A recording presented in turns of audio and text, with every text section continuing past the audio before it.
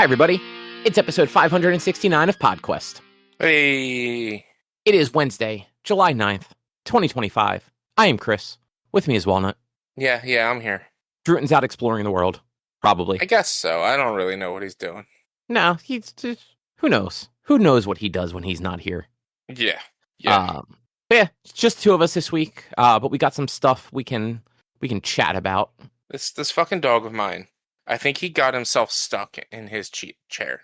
I sent you a picture, and he has his pillow, and he was like licking it and cuddling it, and then he dropped it off the couch, but it is now wedged between the table, a TV dinner, like an end table, a TV dinner table, and the couch itself, and it's not wedged hard, and it's just a fucking pillow, but he doesn't know how to get out. Ace, you big goofball. Fucking dog. He's a dummy. He's a goofy boy. Yeah. But yeah, we got some stuff to discuss. Did you tell me to promo what we got? I wasn't paying full attention because it's a stupid dog. I did not yet, but go ahead. What is on the agenda? On the agenda is I finished my 4-year celebration Pokemon event. Then I started playing Slime Rancher based on my charity event from last month, different from my Pokemon event. And then Cobb, you didn't have time to play games, but somehow had time to read 3 fucking books? Sure. Yeah. Okay. That doesn't make sense to me, but okay. And I'm not meaning this in a judge. It's more of a 3 books is a lot in 2 weeks. That's so much. I don't know how you can read 1 book in a week. I mean, they weren't very long books. Still, 100 pages is long. Is gonna take me at least 2 weeks. See, Space Opera was 294. Of Monsters and Mainframes was 407, and Hot Lead Cold Iron was 315. That's I can't do that in a week or even a day. I can't even do that in 2 weeks. Yeah, I want to say it was like a week and a half. I read them each one was 2 or 3 days. That's a lot. That's a lot. You also figure I alternate with audiobooks. So I'll read on my phone while I'm watching TV, or usually not watching TV, but before bed, I'll read for 45 minutes or so. And then while I'm driving, I'll have the audiobook on. And keep in mind, I have to drive very far for work most days. Yeah. I'm driving usually about 2 hours minimum. Usually more 2.5 to 3. Mm-hmm. So that's 7 hours of audiobook. Look, I'm just gonna say this. I've made it. You didn't read them. You didn't read the book. You listened to the book. See, now you're gatekeeping. I'm not gatekeeping. I'm not saying it's wrong to listen to audiobook. I'm just saying you didn't read the whole book. You just listened to the book. There's no difference in the content you get from it. I'm just saying you didn't fully read it. I read most of it. I read a good chunk of it, and frankly, like you said, there is no difference between listening and reading. No, not at all. If I drove as much as you did, or if I had enough of an attention span, especially with my work that I do, that I could actually dive in and listen to a book while doing work or whatever, I would. But I can't do that. The driving is probably more the thing I need than anything else. That's the only time I can really listen to a book. I can there are certain chores where I can if I'm loading the dishwasher or something like that. But in a lot of other cases, if it's anything else that requires any more active thinking, I'd rather either have music or a podcast on, because it's not a big deal if you miss a few minutes of a podcast. Mm-hmm. Missing a few minutes of a book, you could miss a whole bunch of stuff. So driving's one of those things where driving is just idle enough that I can pay attention to the book the whole time. Versus especially when you're going places that you've been to a million times and you know how to get there. Exactly. And occasionally something will happen and I'll miss a little bit of the book and I'll have to jump back some. But it's not that bad. And because I do listen to books and podcasts sped up, I do get a good chunk of them done in a fairly short amount of time. And then, I probably, if I read for an hour before bed, I probably read 60 to 100 pages. Yeah. That would 60 pages would take me at least an hour, if not more. I mean, that's the thing.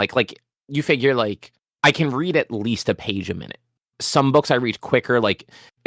Frankly, it depends on the author. Some authors are just like their writing just flows very well, and you do just kind of like you almost feel like you're skimming it because it reads so easy. And then other authors are just a little more obtuse with their writing, and you do like have to take it a little bit slower. Like Robin Hobb is a writer that like I read her books fairly quickly, but like I definitely read them slower than I read other stuff, like a Dresden Files book. A Dresden Files book I just kind of blow through. And for the most part, those books I actually prefer audio because it's all the audiobooks are done by James Masters, who does he was Spike on Buffy. And he does an incredible job on those audiobooks. So I just kind of like stopped getting the ebooks for those at a certain point and just do audio.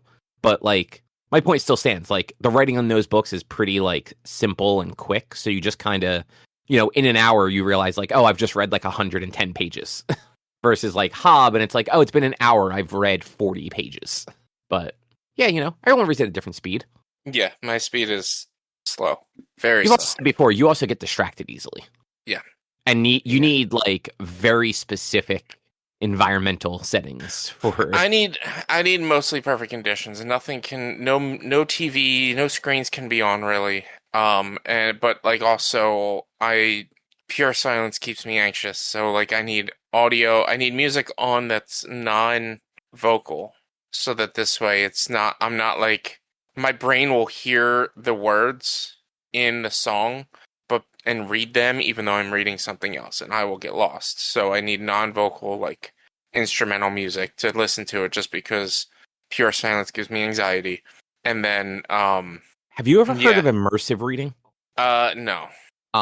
You should try this sometime just to see it, like if it works for you. So the one catch is it would be like an ebook that you would need to do it with. Is that where you're reading and listening to the ebook at the same time? It is, but so bear with me for a second, all right? Let me explain the whole thing to you. So if you buy the Kindle version of a book specifically, usually if they support it for the book, you can usually add on the audio for a significantly discounted price. Like usually the audio book on its own might be like $30. To add it on to the ebook, it's like $7. Yeah. So you're maybe spending like $20 or less for the ebook and the audiobook together. So when they offer that, you can do a thing in the Kindle app where you actually download the audio to the Kindle app and you play the audio through that app. You don't play it through like the Audible app. And when you do that, the book actually like follows, like it highlights the words as it's going and automatically turns the page for you. So you can actually adjust like the speed of the narration to match like a comfortable reading and like vocal speed for you, and like follow along as like they're reading the book. And you're picking up more because you're reading it, but you've also got that auditory sense for like how things are pronounced and what like the tension in the scene might be and everything. Yeah, I don't know. That to me, like it might work, but at the same time, like I don't know. It just seems weird to me to listen to it while reading at the same time, kind of thing. Like I thought the same thing until I tried it that way. So I had tried it once where I had the audiobook and I had the ebook from the library. And so when you have them from the library, the audiobook plays in the library app and the ebook you read on the Kindle app, and there is no sync. So you just kind of have to start at the beginning of a chapter, hit play on the audiobook, and then switch over to the Kindle app. And just like keep up with the narrator. And if you get distracted and you're only listening, you then have to like quickly like scroll the page to catch up. And I just found it more annoying than anything because like, yeah, like occasionally like my eyes would wander. I'd lose the place on the page as the person was talking or like just something stupid like that. But when I tried it with like both of them in the Kindle app and I saw that it actually moves with the text, I'm like, oh, this is why people talk about doing this, because this is actually much easier. And if you do have to look away to like tell Chase to, leave something alone, you can just look back down and the word is going to be highlighted where the person is narrating. Yeah. Like, I think for me, what would work better is if it like it matched and this would require specific AI technology to track my eyes and to read the word I'm actually looking at and to highlight that word I'm looking at. Because then I'm reading at my pace and it's helping me read at my pace. But then if I look away or something, it stops completely. Well, I mean that is why you set the speed of the audio to match your pace. So if you need it to be slower, you slow the speed down. If you're reading quicker than it, you speed it up a little bit. I would just worry that I would end up, because I'm listening to it as well, I might end up looking around and not really paying attention to the book, and then at that point I wouldn't fully be reading. And I know, like I said, I literally just said listening to an audiobook, you get the same content. But I don't know, it just, for me, it's a weird thing that I don't know how my brain would process it. It's worth a try, but you should give it a shot. Find a book you're interested in. Because honestly, it's gonna work better if it's a book you're legitimately interested in. If you just grab some cheap book, there's a chance you're just not gonna give a shit. But find something that's a reasonable length. Don't get 1,000-page epic fantasy book, because those audiobooks are also 50 hours long. And find it when it's on sale or something on Kindle, and you can add the audio narration to it, and give it a shot and just see if it works for you. So yeah, but I guess enough about all of that nonsense. How was your Pokemon event? So it's over, and I want to say thanks to you primarily for all of the bits. Oh, you're welcome. I don't want it to seem like I'm complaining or upset or frustrated. It was an experiment. It worked very well last year for Mario. This year it just didn't seem to hit, which is fine. There's probably a ton of factors that played into it. First of all, I had that sub push in April that I did not know was going to hit as hard as it did. And that probably had a lot of people subbing and things like that. That then 2 months later were well, we just did something for him. I also had a charity stream the week before and a charity run, which it was a lot of asking for money in a really quick, rapid succession. And so it was just a little it seemed like it didn't quite hit. It was also it was a little weird because it basically eventually I was asking hey, make me have to catch all the Pokemon, or basically make me have to live in random for X number of hours after a certain point. Once I get through playing the game, there's going to be only the goal of catching all the Pokemon, and that's just living in random. That's too incredibly random. And I also realized at one point that it was going to be too easy because of Quick Balls. And had I thought about Quick Balls before I got to them, I forgot about that too. Especially in that that generation, Quick Balls were. I don't remember how broken they are beyond that one, but they're fucking broken that generation. They're pretty broken even in current gens. It's literally, if you throw them the first thing, 99.9% of the time you're catching that Pokemon. You can. I don't know if this is intentional. It very well may be intentional. But you can catch the version exclusive legendaries for Diamond and Pearl with Quick Balls. I didn't try. So Platinum, the exclusive was Giratina, which when I came across Giratina, it actually happened to be Rayquaza. But I had caught Giratina. Wait, what? Because it's a randomizer. So everything's random. All the Pokemon are random, including the set Pokemon. Oh, so you mean when you went to where Rayquaza is and initiated that fight, it was Giratina, not Rayquaza? No, when I encountered the Giratina in its alternate universe, it was a Rayquaza in the fight. Okay. I see what you're saying now. Sorry, the way you said it initially, I thought you meant it transformed into it. I'm like, wait, what? No, I see what you mean now. The encounter, it was and I was hoping for something very fucking stupid. I was going to use it. I was going to use whatever that Giratina was going to be as part of my end party, even if it wasn't a legendary. Because at that point, I had made a team of 5 legendaries. I have caught at this point 10 legendaries. And so I was going to make a team of 4 legendaries, whatever Giratina was, and Absol, my starter. And it ended up being Rayquaza, which I was like, all right, fucking fine, great. because that replaces Reggie Rock. Cool. I'm happy with that. But yeah, so like I caught Cresselia with just a regular Pokeball, having put it to sleep. It was also at like level 3 or 4. It was like level 10, not even.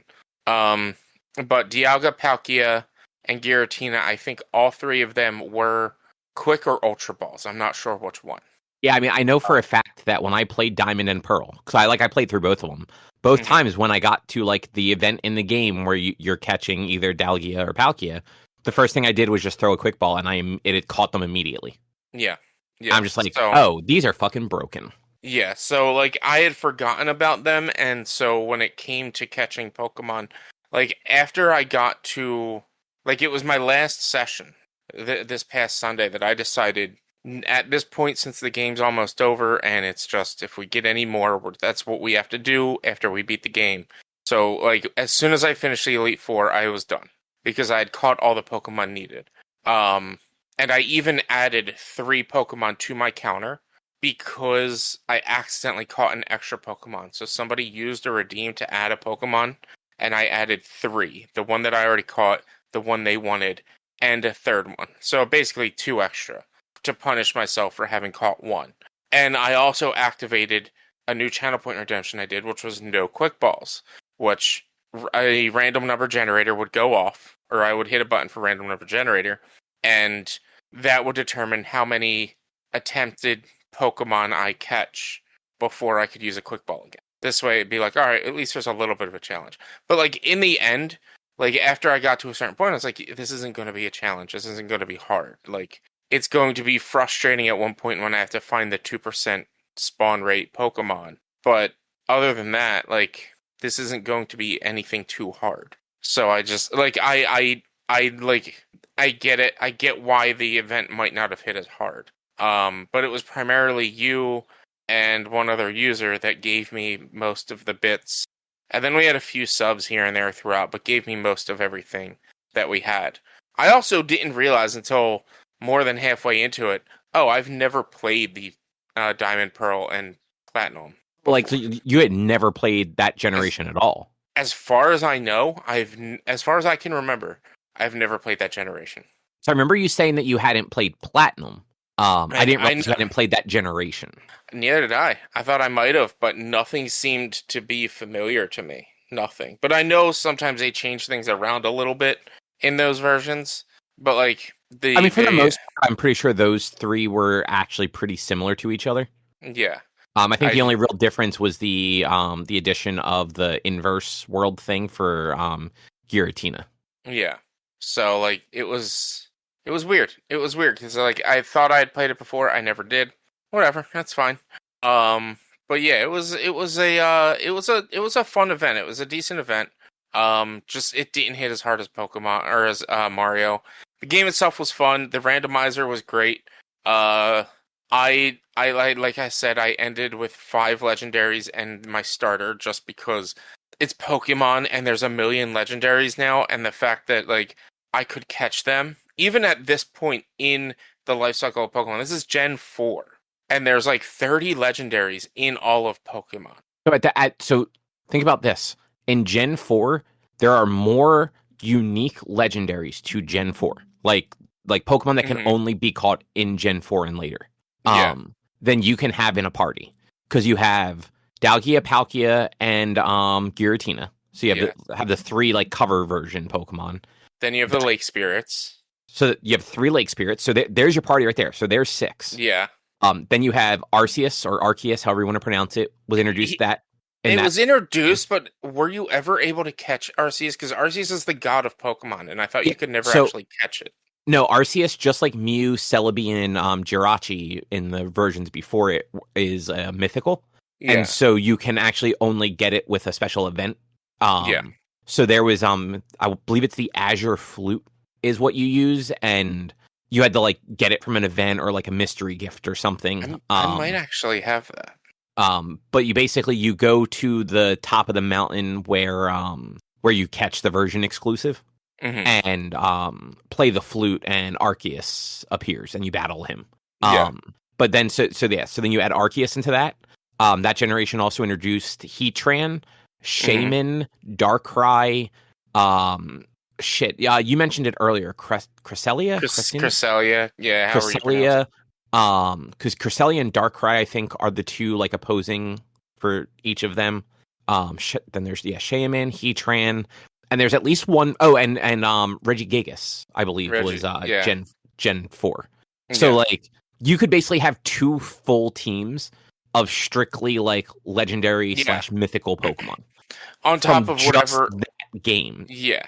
And on top of whatever else you could catch, like since it's a randomizer, all 500 Pokemon are in the game. Yeah, like, so then I could have eventually gotten a Mewtwo or a Mew or something. I'm sure like there was probably special things I might have had to do for a Mew or whatnot, but who knows? But because even if you go back far enough, it's like so that's Gen 4, Gen 3 you had the three cover Pokemon again. The 3 Regis, Latios and Latias, Jirachi, Deoxys, and I think that was it. I think that there's like 10 legendaries in that generation. Gen 2 had the dogs. Yeah, the 3 beasts, because they're not dogs. The beasts, yeah. The 2 birds, and that might be it. Yeah. Ho-Oh, Lugia, and Celebi. Yeah. And Celebi. So there's 6 unique legendaries there. And then Gen 1 you had the 3 birds, Mew and Mewtwo. Yeah.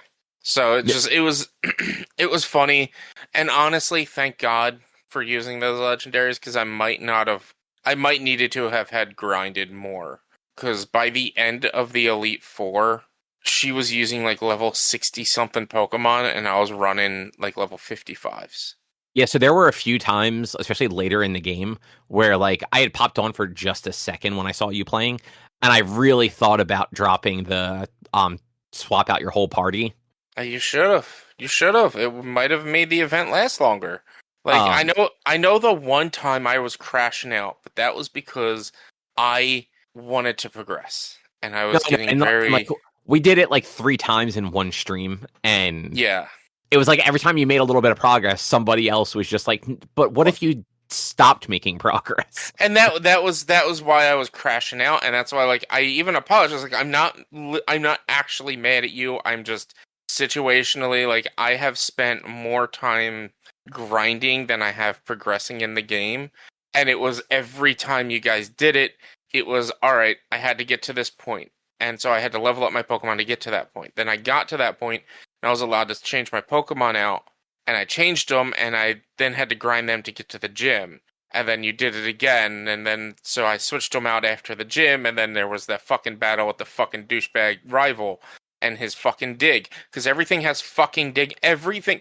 That was my favorite thing to watch.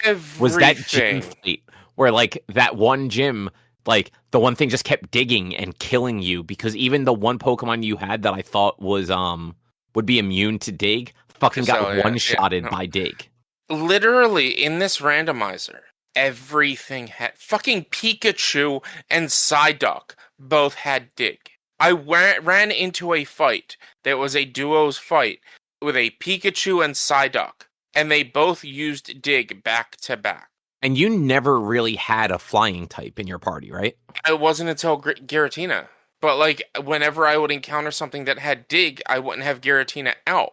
And I wouldn't think about it. Like, but yeah, I didn't get Giratina till badge 4 or 5. So, like, it was pretty late in the game.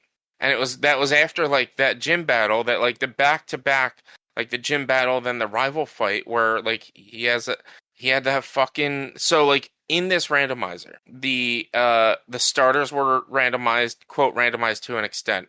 My buddy who helped set me up numbers, he set up 3 specific Pokemon that didn't evolve, because the idea of the whole event was like, if I ran out of space in my Pokedex, I couldn't evolve any Pokemon. So whichever Pokemon I chose, it never evolved, so I never had to worry about that. And it was a Heracross, a Pinsir, and Absol. And he knew one of my favorite Pokemon of all time that I never get to use was Absol, so he put that in there. What Pokemon did you... Is Absol who you started with? Absol's who I started with, yeah. Okay. So the rival took Pinsir, and both Pinsir and Heracross in this randomizer because of their abilities, because their abilities are also random. Their special abilities, not their movesets, their special abilities are also random.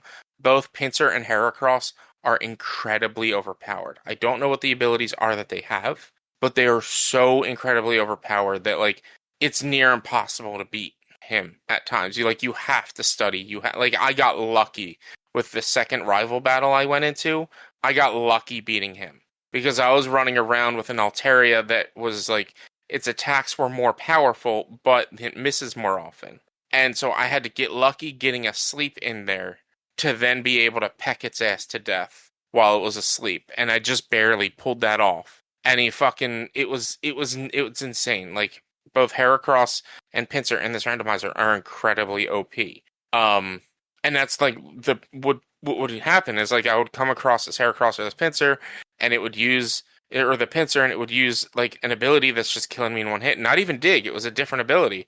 And like when that fight you were talking about, where on that Sunday where I was crashing out, like I ended up winning that fight because he decided to not use the move he had been using the whole time, and he switched off to use Seismic Toss instead, which does damage based on the weight of the Pokemon they're attacking, and all the Pokemon I were using were lighter Pokemon, and that's how I won that fight. It just decided randomly to not use the same attack it had been using, and I think it might have been Dig at that point, but yeah, it was rough. Like this randomizer was tough. I saw you just get destroyed. Yeah, many times by just like unfortunately not being, and like no, you had some trouble with some other things, but yeah, mostly Dig.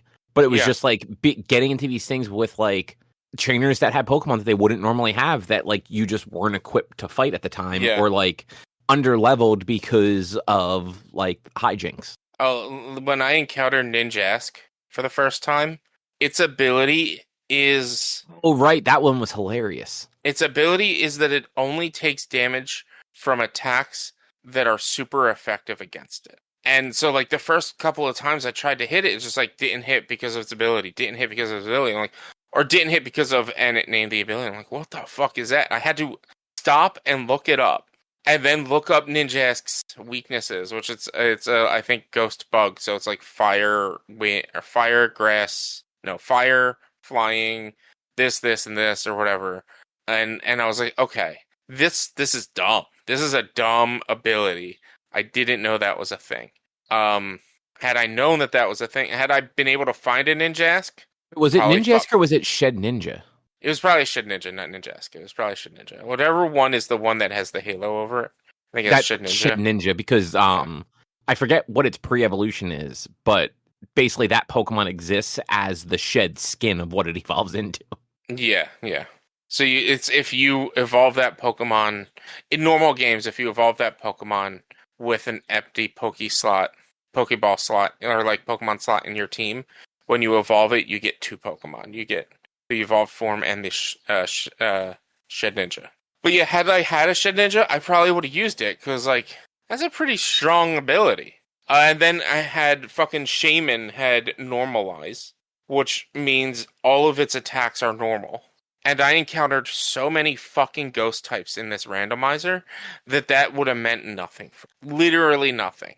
And then on top of that, it was it would have been the death of me if I used normal, if I encountered a normal or a ghost type, because normals were fucking tanks. They always are.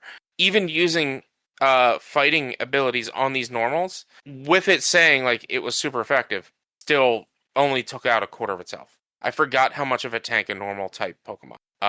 It was insane.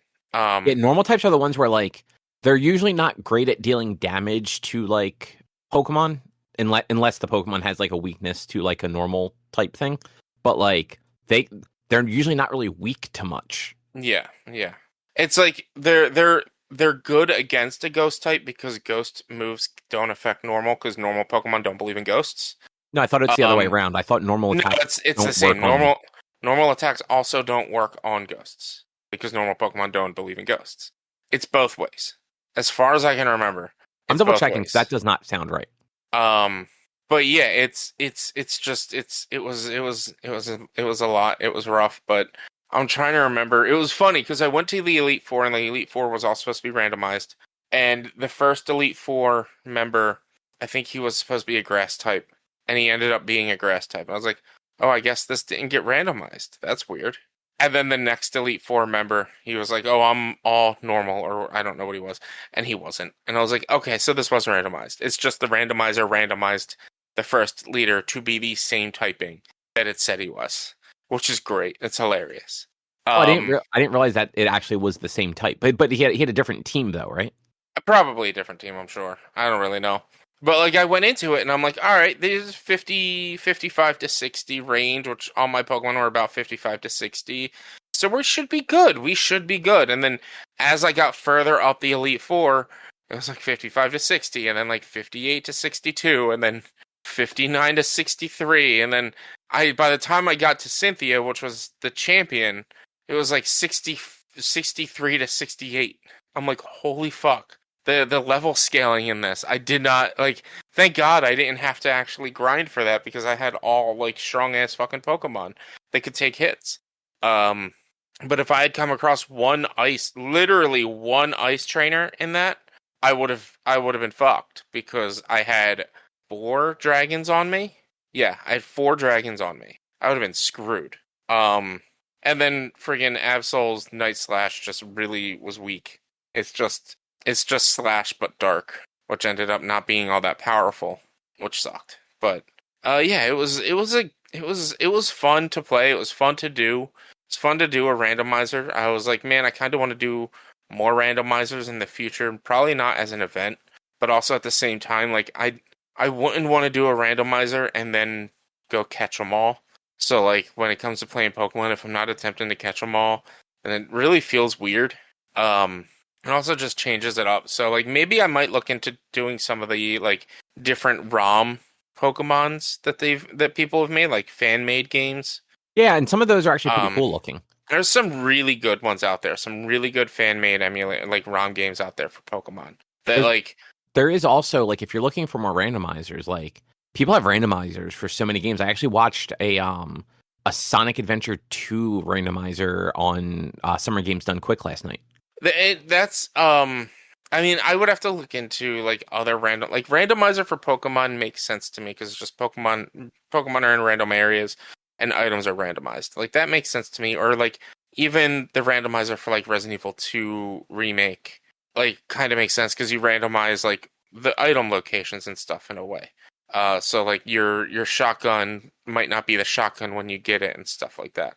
But like certain randomizers, just like I don't know how you would do how the hell do you do a Sonic Adventure 2 random? Like, is it just each level is random which level it is, or like you don't actually pick up items and stuff? So the levels are random. There are upgrades in that are random, and Chaos Emeralds are random. So like the thing that I watched on GDQ, because it was a speed run, it was a race, but it was an all emeralds race.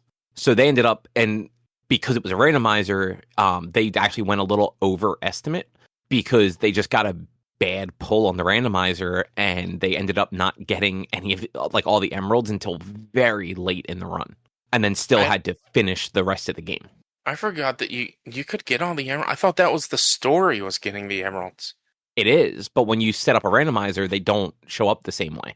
I thought it was just like no, like I thought it was just playing through each level got you the emeralds because like the whole story randomizer it wasn't.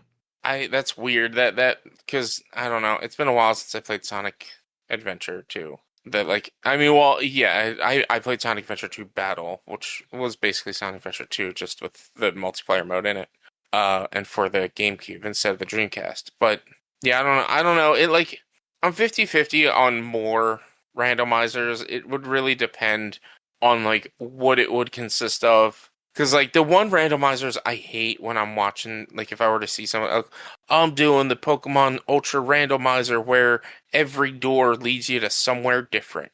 No. I don't want to enter into the Poke Center and reach the final, like, and obviously this is over exaggerating, but like I don't want to go into the Poke Center at the starting town and reach the final member of the Elite Four. Yeah, that sort of thing. that sort of thing works for very specific games and for people that are really good at those games. Like I've only ever seen that sort of randomizer on like Zelda games, where like the people that are doing them like know those games like backwards and forwards, so they can like enter one dungeon, end up in a different dungeon, and still be able to like finish it. Yeah. But yeah, I agree. Some randomizers take things a little too far. Yeah. But I mean, for now, I'm still like kind of only slowly getting into emulators and emulation. Like I downloaded the Dolphin emulator, which was the Wii emulator. Yeah. Just to play. There was a game that was on the Wii that like was never re-released for anything else. Xenoblade And it Chronicles was X? what? Was it the Xenoblade Chronicles game? No, that was Wii U, and they recently re-released that for Switch. I thought there was one on Wii that was never re-released. Xenoblade Chronicles, the first one, which was probably re-released in some form. Like the original Xenoblade was probably re-released. Yeah, Xenoblade somewhere. Chronicles 1 was re-released on the Switch, but I thought that X one with the giant robots was on... That was Wii U. Oh, that was Wii U. Okay. And they recently re-released that on Switch. I did not know that. Yeah, within the past 6 months, if not less. But no, it was one of the first couple of games on the virtual shop. It was Final Fantasy Crystal Chronicles: My Life as a King, and it was literally my first town builder simulator, basically. And in this game, you are a child who is king of a town. You get back to your town after the events of Final Fantasy Crystal Chronicles, and you have to rebuild your town. So you get the magical power of Architect, where you can build buildings and things like that, and then you send people out to do jobs and quests for the town to get items and things like that to upgrade them and make them more powerful, so that you can populate the town more. And like you build out a whole city as the king, and you never go out, you never battle or anything. And it was just like, I've been in this mood of wanting cozy, and I've been thinking about that game constantly, and I was like, I want to play it. So like I finally I reached out to my buddy who helped me set up the Pokemon randomizer. I was like, how about emulating Wii games specifically for this one? And he was like, this is what I can find. Hopefully this helps. And so I figure it all out, and I spent I think I spent more time playing that 2 weeks ago than I did when I owned it on my Wii. That's actually kind of funny. Yeah. I got further in it than I ever did when I owned it on my Wii. And the game has never been available anywhere else. When I transferred everything from the Wii to the Wii U, that game stayed on the Wii. It has not been re-released anywhere. And so like that's like something I was like, I've been wanting to play this game again. And yeah, so like I'm getting a little bit more interested into emulating, but at the same time, like there's really not much else I could think to emulate that isn't like already available elsewhere. So like I don't really need to, but like probably more for the Pokemon ROMs, like fan-made ROMs and stuff like that I might look into. But yeah, it was a fun event. I'm a little bummed out it didn't hit as hard as Mario did, but I'm happy I attempted it. And honestly, probably happy that I did that as opposed to what I was originally planning. Yeah, and you know what? Like, you got, 2 full days? Because, like, you played for, 10 hours that Saturday and Sunday each. Saturday and Sunday each, roughly 10 to 12 hours. And then you did, 2 more Sundays after that? So I did a total of 6 streams with it. So I went Saturday through Tuesday the first weekend, and then the next 2 Sundays. I forgot you did Monday and Tuesday that week, too. Yeah. So like I got some content out of it. I didn't it wasn't like very clip worthy, but like also like mental health state, like not a lot of clippy stuff were in. Like I probably could go back and like clip me crashing out about Dig. I was gonna clip you freaking out when we made you swap your party. Yeah. Like I could clip that out and people would probably find that funny. I could also clip what else? Like a couple more of the Pokemon imitations, but like I didn't mark them when I did them, and so I don't really feel like it's a 10-hour stream. I don't want to have to go back through it. Like yeah, that's a lot to go through to try and find like a couple of clips. Yeah. And then yeah, it's also like just I haven't really been in it for the editing video. Like I'm happy of what I put out for my short today, which I thought was great. But like I haven't really been into editing lately, which is why we're not getting any videos this week on YouTube and stuff. Because I'm just out of it. I am like phoning You it need a in a break. lot lately. I do. I need a yeah. There's just a lot of mental things that are just like throwing me off, and yeah, I just need time off, and I need to figure shit out. Probably gonna try to get an extra couple days off here or there next couple of weeks.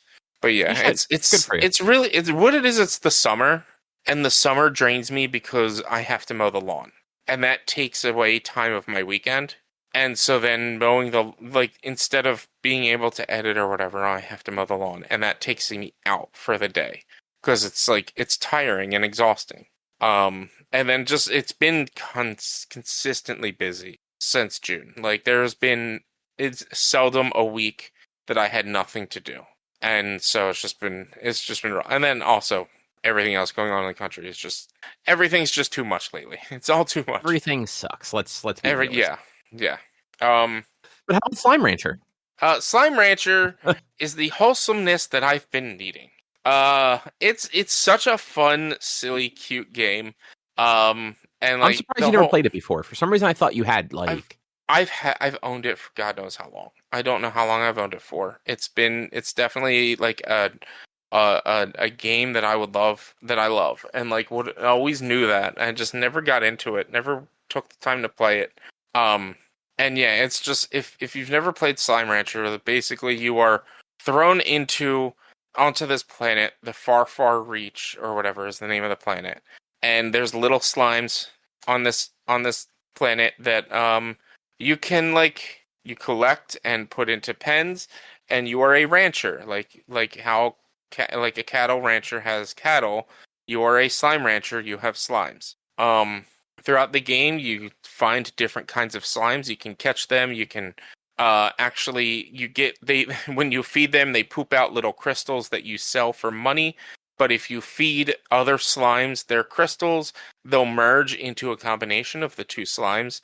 So like right now, I have one, two, three, four different combination slimes um on my ranch. And what they do is as you feed them, they poop out the crystals from both those types of slimes. So it's just a way to consolidate having multiple kinds of slimes because there's a market board that the slime marketplace varies each day based on what was sold the day before and things like that. So you don't want to just sell the same amount, like money's worth of things every day, because eventually it's just not going to be worth anything. Or like it's going to be worth like $1 per thing, and it's just not going to be worth selling. You'll get $50, which is nothing. So like right now, some of the combinations I have there's cat slimes and rock slimes that I combined into cat rock slimes. There's little bug slimes that like glow. They're basically like lightning bug slimes, and I mixed them with crystal slimes, so they're now like lightning bugs with crystals on them. And then the biggest abomination I have, there's slimes that explode and slimes that glow with irradiation. So I made nuclear bomb slimes. Yeah. They have radiation around them, and then they blow up. And while they're like stunned after blowing up, they no longer have radiation around them. But it's still I made nuclear bombs. And then that was I have two others. It's hunter slimes, which are invisible, and honeycomb slimes, which just have like little honeycombs on their head and they're golden. And it's all kinds of cuteness, and I think it's super fun and silly. You have to find a balance of like growing food to feed your slimes, to gather the orbs, or to gather the gems that they poop out to sell them, or to explore more of the ranch and the region that you're in. You have to bring food out so that you can feed big slimes, and they'll give you keys and other items to push forward further into the game. I just unlocked the lab, which you can then use the crystals that the slimes poop out to actually craft things so that you can go out and gather other materials outside of just slime materials. And it's just like a nice, wholesome little like adventure game. That's very cute and sweet, and I like it. I played it for like probably. I started it on Monday around 7:30 and I didn't turn it off till almost midnight because I just kept getting lost. And then Tuesday I started at 8 and ended at or started at 7 and ended at 10. But that's because I started to not feel good by the end of stream. I was starting to get a little bit of a headache and stuff. But I've gotten to the point of grindiness with the lab that it is now like, all right, I have to spend time and get a lot of gems to make these things, to go out and to find the different materials, to make more things and to make life easier on the ranch. But in order to do that, I just need time. And I didn't realize how grindy the game was going to be. So it's like, all right, I'm not going to stick with just playing this all week. Yeah, I know that game can get grindy. Just yeah. Erica played a lot of it for a while. Yeah, like there is an end point. There is like I guess a credit roll or something. I don't really know, but like I don't know what I need to really do to get to the end point of the game. But like I don't want to rush it, and I don't want to feel rushed. So I'm like, if I just play it once a week while also playing the other games in my backlog, because I have such a big backlog at this point based on all of the events I've been running, that like, all right, playing this once a week will be fine, and like I can alternate the schedule and move it to a different day so that I can play something longer on certain days and whatnot as well. So, like, it's fun. It's fun. It's cute. It's absolutely what I needed in gaming like lately. And yeah, I'm happy to finally be playing it. I'm interested to see what Slime Rancher 2 is like. If it's like, if they enhanced it, if it got better, if it's just about the same. Yeah, actually, I wonder that too. I haven't really heard much about the sequel. I don't know when it came out. Slime Rancher 2 came out in 2022. You play as the same character. So, like, maybe like they've enhanced things, who knows? Maybe it's just equally as grindy. I'm not really it's still labeled in early access. It's not even the official release yet. I didn't realize that either. It's normally $30, so it's on sale right now for the summer sale. But yeah, it probably I probably won't play it right away. Obviously, like I'm still making my way through this one, but like I'll definitely give it a shot at some point. Nice. Glad you're enjoying it so far. Yeah, but now I get to start the game that I've been not really looking forward to, but also looking forward to, Celeste. When are you starting that? Monday. Monday next week I'm starting it because so my plan was to do like wholesome and then hard and then wholesome and then hard kind of idea, and basically do Slime Rancher, then Celeste, then Romancevania, which I'm assuming is going to be a little bit more wholesome and silly and cutesy, because it's a dating sim mixed with Castlevania. Like, it's going to be funny and ridiculous, and then jump to Demon Souls after that. But because I know Slime Rancher is going to take so long to actually even get through, I'm like, all right, let's just jump into the next one while we're playing this once a week.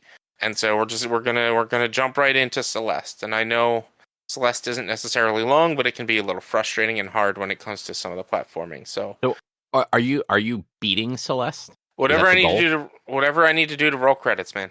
Whatever I need to do to roll credits. Okay. That's the goal. Which, from what I read, is about 13 to 15 hours, something like that. But it could be like about 35 for you. It could be upwards of like 30 hours if I'm trying to do everything, but I don't really know what everything entails. So I've literally never played Celeste before. Yeah, so had you ever played Super Meat Boy? Yes. Or no, I've actually not really. I've seen it played, but I've not really played it. Similar to that, but different mechanics, where like you're kind of like going up and over like obstacles and things like that. Yeah. Your character has like you start out with a single double jump essentially that refreshes every time you land. And then you can also like kind of like hold onto walls for a little while and like jump off the walls and stuff like that. And then as you progress the game, you get a triple jump, so you get like a little bit extra potential height. Mm-hmm. But the game at least starts like it ramps up. Like the first few levels, few levels are more just like getting from point A to point B without too many obstacles. And then as you get further into it, you start getting like smaller areas that you have to like latch onto while you're trying to like maneuver around like a block that is nothing but spikes on every side except for this one little spot on the far side that you have to like jump around, fall into, and grab onto as you're passing. Mm-hmm. But if you're only rolling credits, that's not too bad. Celeste did a thing called B-sides and C-sides, where like the game is very music focused. Yeah. So there are like special levels that are the B-sides and the C-sides that take each of like the previous levels and make them significantly harder. Yeah.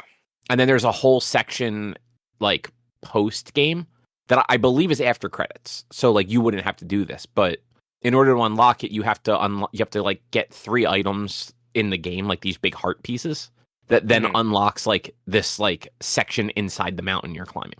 Yeah. Yeah. It is like a legitimately like gameplay wise, I feel like you are going to be frustrated because of the type of game it is. But like story wise, like the narrative is actually really good. Yeah. I mean, we'll see. We'll see how it goes. I'm starting it next week. I'm excited. I'm excited to at least try it. Who knows? Maybe I'll dig it and I'll be really into it and I'll try to get everything. Like maybe like I'll roll credits and then like put this in like a slot where I just occasionally play it from time to time and just jump into it now and again. Or maybe I look forward to rolling credits sometime in December. Who knows? Who knows how it's gonna be? But it's like I have so much because somebody just redeemed, or not redeemed, but gifted 5 subs last night. So now that also opened up me playing Legacy of Kain Soul Reaver, the first one. So now nice. I add that to my backlog. And also, and like it's just like it's Slime Rancher, Celeste, Romancevania, where are we at? Demon Souls, Legacy of Kain, Cuphead that I don't own yet, so that's like on my wish list and waiting for it to be like on a good sale again, because I'm not gonna have time to play it now. It's probably on sale. It might actually be available on like Game Pass or some shit too. Pretty sure it is I actually haven't really on Game looked. Pass. But Cuphead and then Date Everything, which Date Everything just came out, so it's not going to be on much of a sale at this point. And then if I end up getting anything else redeemed, so it's just like I've got a lot on my backlog at the moment. So like trying to find ways to like, I don't want to rush things. I want to enjoy them because I always have this issue of rushing things. But there's also just other games I want to play right now that I just haven't had a chance to play. Yeah, and like you are getting a lot of like incentive games. Yeah, well, I mean, my sub push is back, and I'm doing another charity stream tomorrow.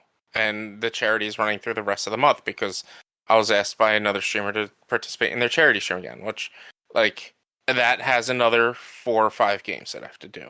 If we reach the full thing, I doubt we're going to reach the full thing, but if we do, that's another couple of games that we have to play. And yeah, some of them are just narrative based. Some of them are like one of my redemptions. If we reach $50, is actually both Hellblade games because they're not, the first one isn't that long. It's like 4 to 6 hours. And then the second one I haven't played, so I'm like, if I'm not, and I don't want to play the first one without replaying the second, or the second one without replaying the first one. So I was just like, let's just do them both, and yeah, because I'm just doing a lot of events, trying to get more people to come watch my stream, and hopefully trying to gain that 1,000 followers that I wanted to reach by the end of the year. That I've barely been able to get 50 at this year so far, and we're more than halfway through the year at this point. I mean, 50 still, that's, halfway to 100. That's, I got 300, I got 250 last year. And at this point last year, I was at least 100 and 150, something like that. It's been slow this year. It's been incredibly slow. And honestly, I blame Monster Hunter on a little bit of that. It didn't hit this year as much as I expected it to. But just don't like Monster Hunter anymore. I love Monster Hunter, but man, I can go on about how disappointing this game is. No, it's okay. We don't have to do that. How disappointing the release cycle of this game is. Well, and yeah. Anything else about Slime Rancher, though? No. I just realized it's also 7 o'clock, and I told somebody I'd be able to stream with them at 8. So, like, we've got 45 minutes to have you talk about your books now. Good. I'm going to spend 55 minutes. You'll spend 44 minutes. Starting now. All right. So, yes, I read books. There were 3 of them. The first one I read was called Hot Lead, Cold Iron. This one was actually kind of cool. It is like a 1930s detective story, but it's an urban fantasy. So the main character, his name is Mick. He is a detective in Chicago in the 30s, but he's also like a fairy. Okay. So like he kind of like does investigations into like the supernatural. And in this version of the 1930s, like the supernatural is not completely like unheard of. So like there's lots of shit going on. Like he's kind of like a known quantity. There's a little bit of him going into like the magical realm in it while he's trying to like track stuff down.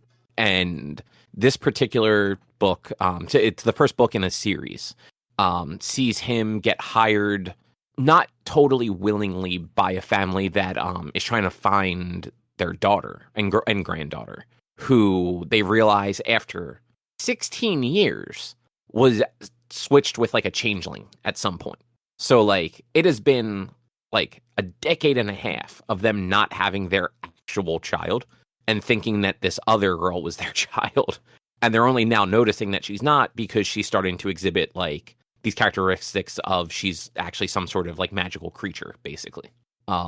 So yeah, it's very much like a detective story in that sense, though. Like he's following leads and talking to people and getting into altercations with like mobsters and stuff like that, because it is that 1930s Chicago era. So there's a lot of like wise guys and stuff like that going around, but they're all kind of keyed into the like the magical stuff. So while they might come at him with like a bat, one person will also have an iron like bar, because like, you know, common magical thing is fairies are like weak against iron. Like iron burns their skin, kind of the way that like silver hurts a werewolf. Yes. That's actually why the book is called Hot Lead, Cold Iron.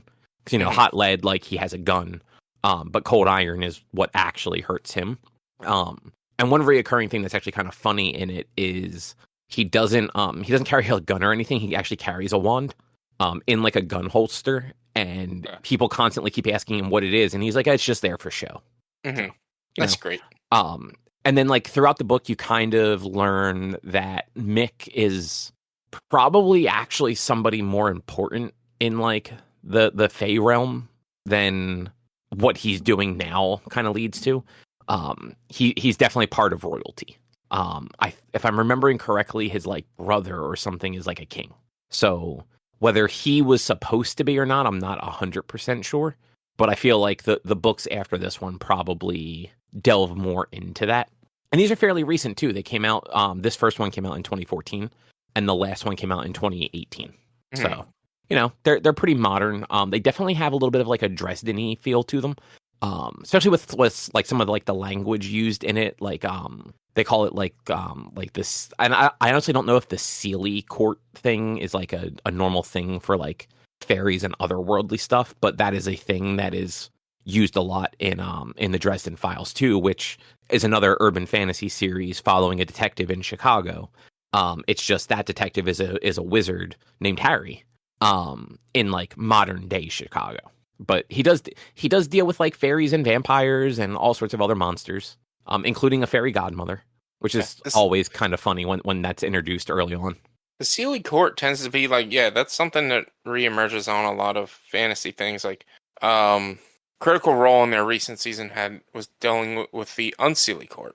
Yeah, so that is also a thing that they use in this book and in Dresden. But I didn't know if that was just a thing from like Dresden that this author kind of keyed in on, or if that was legit like a common like urban fantasy sort of thing. I think it's a common like fantasy fae trope of sorts. Yeah. Not trope, but you know what I'm saying. Yeah, I don't read a lot of fairy stuff because generally that tends to be the like in modern times that is the smutty romance books. Yeah. And those are just not appealing to me. Mm-hmm. But yeah, overall, I think this is pretty cool. I will probably check out the rest of the series because they are fairly short. I did see they have, I didn't check it out, but these books do the audio dramatizations. So rather than it being like a regular audio book where it's just like one or two people like reading the book to you, this is like a full cast with like music and sound effects and stuff like that. So more like an old school radio drama. Yeah, which that's a lot of the podcasts I used to listen to were like that. yeah, and it's kind of cool to think about like a 1930s detective story kind of leaning back into that like old school like audio drama Hmm. deal. But yeah, so good times. Short enough that it's worth checking out. Nice. The second book that I checked out is called Of Monsters and Mainframes, and this one actually just came out in June. So this one is weird in like every possible way. It follows two AI on a spaceship. The one AI is like the autopilot for the ship, and the other AI is the medical like system, basically. Like it's the thing that Hmm. treats the passengers if there's any injuries. Yeah. And so this book is set in the future, and there are common trips between like Earth and like other places, including there are human colonies in Alpha Centauri. Hmm. So it takes, it's years of travel between the two. So they don't do the whole like you probably know from like just like other stuff. Like a real common trope in sci-fi is like when you have these like super long trips, people get like cryo frozen and or whatnot for the trip. Like they're not like awake for it. Yeah. This book doesn't do that. Like people stay awake and aware for the trip, and these ships are more like cruise ships would be. Like there's entertainment. There are ways for them to like work while they're there so that they can earn money, like doing their jobs still. There's like education for like children, like like it's like a legitimate like place to live while you're traveling. And there's like upper class and lower class. So like if you're cheaper or can't afford it, you get like a shared room sort of thing. If you can afford it, like you get the nicer private rooms. Like but throughout this book, the book spans I think like 20 or 30 years, and probably closer to 30. And it opens up with the ship reaching the post at Alpha Centauri, and everybody on the ship is dead. The only two things that are like aware are the two AI, and no one believes the AI. They actually think like it was a malfunction of the AI that set one of the like repair drones to kill everybody. Okay. But it was actually Dracula. Okay. So Dracula stowed away on this ship and was in a casket in a box full of dirt as Dracula would travel. And he murdered everybody on the ship and then left the ship and traveled into Alpha Centauri to, live there for a few decades. So he had to eat for the entire time, so he ate everyone that was there. Makes sense. but he did it at the very end of the trip. It's when he probably woke up. He probably didn't need to wake up for a while, and then he woke up and he was really weak and needed to eat, so he ate. But yeah, so that happens, and then the ship kind of gets put into like dock for a while. And I might have my like order of operations out, but I'm pretty sure like its memory gets wiped, and they actually rename it and give it like a new serial number, and then recommission it out to do these trips again. And so on the second trip, it's going from Alpha Centauri to Earth, and on the way there, everybody on the ship is murdered again, Jesus. except for two children. And it turns out the thing that murders them is a werewolf. So this whole ship of people murdered by a werewolf, except for these two children. The ship's AI does like a mass deceleration or something like that like throws the werewolf forward and it ends up killing the werewolf, but it also like injures the kids, and one of the kids loses its arm. It's a whole thing. The AI then basically raises these two children for 6 years as they make the rest of the trip to Earth. You also find out that the grandmother of those two children was the werewolf. Okay. So fun times all around. Yeah. So again, like at this point, like people just don't believe this ship is safe. So it does get like decommissioned again, and it gets like its memory wiped, and a whole bunch of other stuff happens. And there's actually a portion of the book. So I should also clarify, a lot of this book is actually told from the point of view of this AI. It kind of jumps between this AI and the medical AI. And then also little interludes with like the children and stuff like that in the beginning of the book. So we have this part where like the AI gets all of its stuff removed, and then like 20 years later, it gets recommissioned again under a different name and serial number and everything. And it just so happens that one of the children that was that it brought to Earth on the last trip ends up ready to leave Earth like 20 years later and is going back to Alpha Centauri because she's miserable. She hates Earth, and all she has there is her brother, and they've like kind of grown apart. We also find out that she inherited the werewolf gene from her grandmother, so she will never like age and die, but her brother didn't, so he looks older than her at this point, and they're both just in their 30s. And like she gets on the ship and she realizes that it was the ship that like raised them. And then more bad things happen on this ship, and a mummy sort of monster shows up with a bunch of stolen goods, and again causes most of the people on the ship to die. And the ship at this point requests the girl as like her like basically the ship's dying wish is just, can you kill Dracula for me? Like Dracula is what started all of this. Can you kill Dracula? Yeah. People got to stop smuggling like fantasy creatures on this damn ship. But like it's so weird up to this point because it is. It's just like every time the ship takes a trip, a different fucking like classic monster murders everybody. That's ridiculous. And then like around this time, they also introduced Frankenstein. Well, it's supposed to be Frankenstein's monster, but they do just call it Frankenstein. But like a more like futuristic modern Frankenstein's monster with a different backstory. But he's a good guy. So it basically ends up so that they get to Alpha Centauri again, and the girl who's a werewolf, Frankenstein, and the mummy monster who they end up like having to work with, along with another vampire they find on Alpha Centauri, go after Dracula. And that is kind of like the last like third of the book is like these things like trying to like kill Dracula and then also trying to escape with this ship so that the ship doesn't get destroyed. And it's just such a mess of a book. Like the idea is actually kind of cool. Like when you think about it, like kind of like wrapping these like classic monsters into like a futuristic sci-fi thing, like has promise and merit. But in a lot of cases, the author just didn't quite land with what they were doing, and the story just felt a little too disjointed in a lot of places. Like, they had a lot of ideas, and they just didn't execute them totally well. Honestly, like, I don't like the fact that it was just like, oh, this monster killed everyone. Because this ship, obviously, it's going to have hundreds of people on it. It's not going to be, like, 20 people. Unless I'm completely wrong. No, there were a lot of people on these ships. Yeah, like this ship would have tons of people. And I'm not saying the monster couldn't easily do that, but the monster wouldn't want to get caught, so it wouldn't actually do that for everyone. Well, so the thing to keep in mind, too, is, like, these ships are so far out that there really is nothing to stop them. Yeah. Like once they get going, if they take out any of the people that, like, security people or, like, the people that run the ship, once that's done, like, they don't really have any recourse, and that was kind of what happened in there. I'm just like my biggest question, and I'm sure it's answered in the book, is like, how did Dracula escape? Like, so Dracula killed everyone on the ship, and then the ship lands, and then Dracula just goes off onto Alpha Centauri.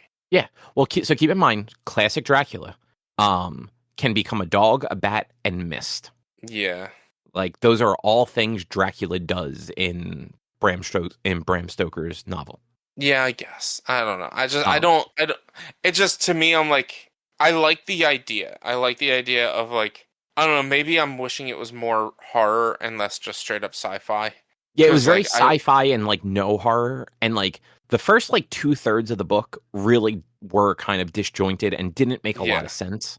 And like part of that is definitely because it was being told from the point of view of an AI, and like point of view of an AI whose memory was wiped between each part. Well, between each part, and like it retained some knowledge of stuff because it wasn't being wiped correctly, but it was still an AI that like it was not a human interactive AI. Like the medical AI was actually programmed to learn and interact with people.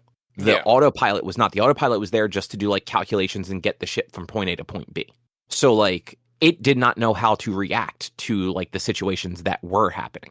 Yeah. And, like, that was part of the narrative of the ship basically not knowing what to do and not being in any position to do anything about it or understand what was happening. And, like, with the Dracula stuff, like, it was getting alerts that there was something wrong, but when it was checking the cameras, it couldn't see Dracula because Dracula cameras can't be seen in cameras and mirrors and reflections. Yeah, exactly. Which is why like no one believed that it was a monster on the ship, and they think it was one of the drones. So yeah, like stuff like that. And like yeah, like it had promise. Like it was a cool idea that just didn't quite land the way that it could have. The last third, like once there was actually like a story to happen where like the girl was back on the ship, we find out that she's actually a werewolf too, and they have this like goal of like taking down Dracula and then leaving with the ship. Like that part feels like a cohesive book, but that's only 100 pages at most. Like it's the end of the book basically. Yeah. But still, like it wasn't a bad book, but I just don't know that it's worth the time, especially it's a 407 page book, so it's not short. Yeah. Then the last book I read was called Space Opera, which is kind of what it sounds like. It is a book about do you know what Eurovision is? Yeah, that's the European talent show basically, or music singing talent show. Band talent show. This book was heavily influenced by that.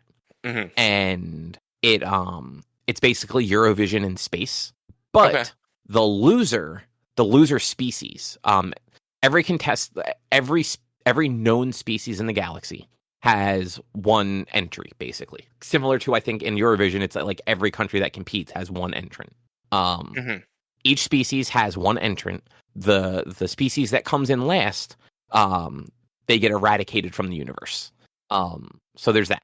It's kind of pitched as a way for worlds that are more problematic than not to have a chance to not just be snuffed out. And the way that they describe it is, if you lose, we quarantine you for 50,000 years, and just slowly but responsibly mine from your planet. And then we eradicate all of your life form from the planet and allow that planet to like repopulate itself without any prejudice.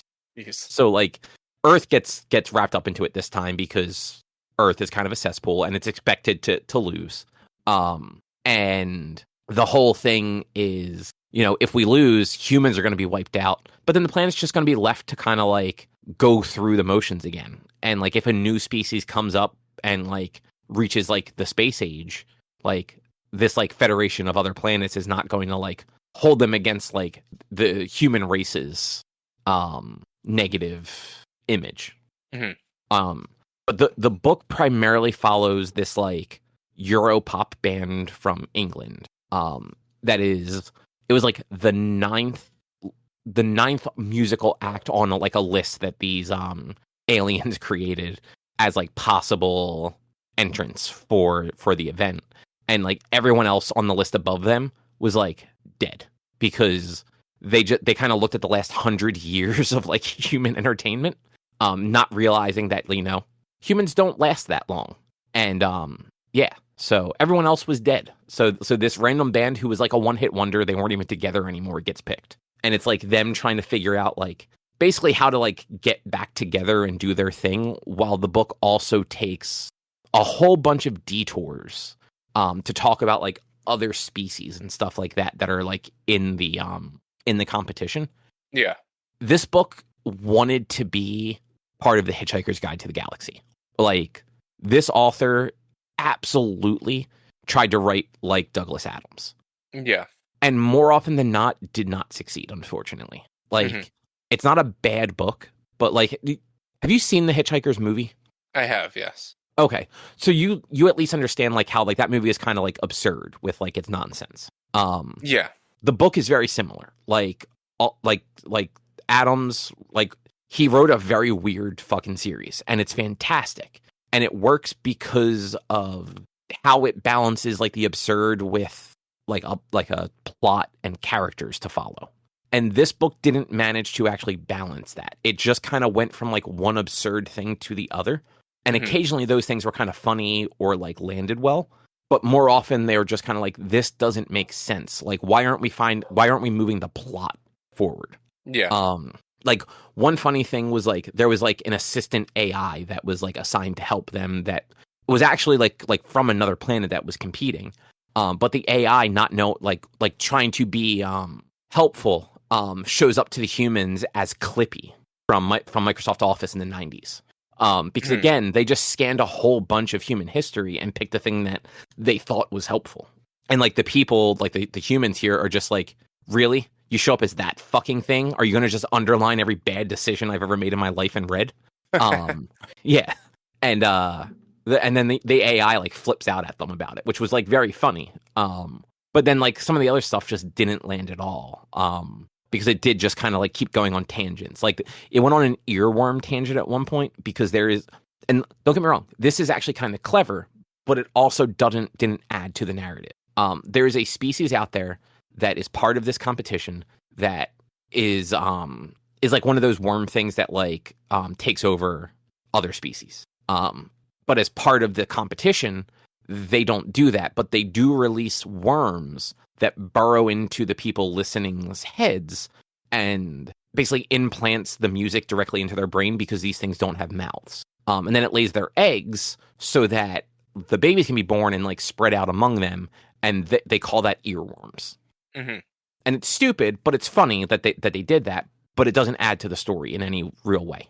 Like it's just this like 3-page kind of like thing that goes off in one direction that doesn't make any sense. And a lot of the book does that to its like, unfortunately, it hurts the book in rather than like making it better. Mm-hmm. So yeah, so like I would not recommend space opera. Unless you really want something that is trying to be Hitchhikers and isn't. Otherwise, yeah, just go read Hitchhikers and its sequels. Yeah, that sucks. Yeah, like it's a shame because it's a book that like on the surface level it should actually work. And the first few chapters, I'm like, oh, this is actually going to be pretty cool. This feels like a modern Hitchhikers. And then it's nope. They're trying too hard. They do not actually. They don't have that spark that Adams had. Yeah. So, but yeah, those are the 3 books I read. Nice. I'm glad you enjoyed at least 2 of them. Yeah, and like I didn't hate space opera. I just don't think it's worth necessarily anyone else reading. Yeah. But I think that'll probably do it for this week. Yeah, probably. I think that's a show. As I was listening, I'm just looking at my so YouTube has this new thing. It's called the Inspiration tab. If you go into your studio where you upload videos and stuff, it has the Inspiration tab. And every once in a while, I like to check it out because what it is it uses AI to give you ideas on videos. This is the first time I ever got a decent idea for a video from this, and it's Monster Hunter World board game painting tips. Okay, I can get behind that because all of those miniatures came either green or gray, so that would be a good video if I were good at painting. But some of the other videos are just incredibly stupid. One of them was how to get married in Oblivion. I don't know if you can get married in the next one, Oblivion, building the ultimate castle. You can't build in Oblivion. I didn't know that. Subnautica 2 early access review. Subnautica 2 right now, is in fucking production hell because the developer is being shit from what I'm hearing. I don't know the entire thing about it, but like they fired the original creator of Subnautica and shit like that. And it's in production hell. It's anywhere near early access. So like what? And then my favorite that I have right here on this one, The Walking Dead Season 1 fan theories. The Walking Dead from, what was that, 2012? 2013? 2011. 2011? Season 1 fan theories. What? And when you click onto it, it actually gives you like little hooks and things like that you can like focus on. So like I can, intriguing questions. Did you ever wonder why Rick disappeared from the farm? What do you mean why Rick disappeared? What farm? What do you mean? Or why Shane was so obsessed with Lori? Join us to explore the deepest secrets of The Walking Dead Season 1 through the lens of fan theories. That's good. That, like you said, it's only like 15 So years ago. yeah, I love this. It makes me laugh every once in a while when I come in here, and sometimes it does spark a good idea. Um, and other times it's just like this is no, like this is just bad. So yeah, it was at one point it was like it suggested the long dark, the dam path. And so I had to actually Google, is the dam path a thing? It's not. There is a dam in the long dark, but there's no like challenge to only live in the dam or whatever. I don't really know what the dam path would be. But it's just like, what the hell is this? What is the long dark, the dam path? Boy. Gotta love AI. Gotta love how shitty it is. Yeah, and you can always tell when that stuff is AI because of things like that. Well, I mean that's the whole point. Is like and honestly, I'm gonna be honest. This is what AI should be used for. AI should be used to help make inspiration. If you have writer's block, excuse me, if you have writer's block or whatever, it should help inspire you and help push you to create a thing. Even AI art should, in a sense, be there to unblock you. You should never use it and sell it. But if you're trying to figure out how to do something, how to draw something, if you have an idea but you can't really put it on a picture and you tell AI, hey, this is what I'm thinking, and it gives you something, you can then use that to jump off. But you should never use it straight up as, this is my thing. And it's the same with these things. It's like, it's an inspiration tab. It's here to give you inspiration on a new video. And it's just like, some of it is just so bad, but so funny at the same time. Let's see. Oblivion first playthrough the arena. Hey, that's what my next episode is going to be. So, like, that's a good one. Literally, there is an arena in Oblivion, and that's what my next episode is going to be. There's a good one. But then it's like creating a spray paint simulator mod. I don't really do mod in any of my playthroughs. Where do you get that? Well, here's one that actually might be good.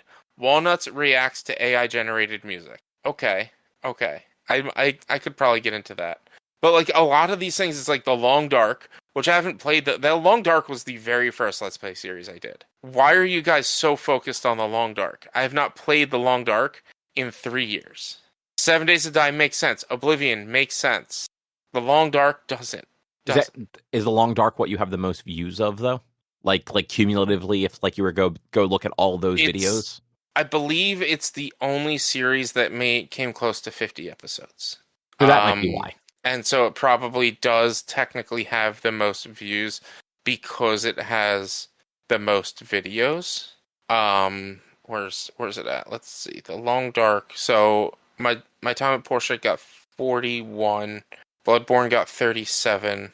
Subnautica was only 17. I didn't realize that. Long Dark had 41. Okay, so it's the second. It's basically it's equal to the longest series. And does the playlist have like total views for the playlist 189? So like it's not even really like my most viewed. Enshrouded has the most, or Enshrouded has 115. So it is the most views. That's out of the playlist, not out of individual episodes. Right. So yeah, I don't know, man. It's just, it makes me laugh. Yeah. Well, should we call it a show here? Yeah, it's about a show. All right. Well, next week we'll be watching our next book club, which is The Last Stand, right? That's what it's called? Yes. Yeah. But otherwise, if you would like to find more of our content, you can head over to www.one-quest.com. You can also help us out by supporting us at patreon.com/onequest. If you can't support us there with your dollars, though, go to your favorite podcast platform, Apple Podcasts, Spotify, YouTube. Rate us, review us, subscribe to us. All of those things help. You can also find us on social media, facebook.com/onequestonline or at @1_quest on Instagram and Twitter. And we're also at one-quest.com on Blue Sky. Our YouTube channel is youtube.com/onequestvideo. And you can always send us an email to social@one-quest.com. And then, Rich, what is your streaming looking like? Twitch.tv/b_walnuts for video game streaming, Monday, Tuesday, Thursday, and Sunday. Where I'm currently playing games like Slime Rancher and Celeste, Sea of Thieves.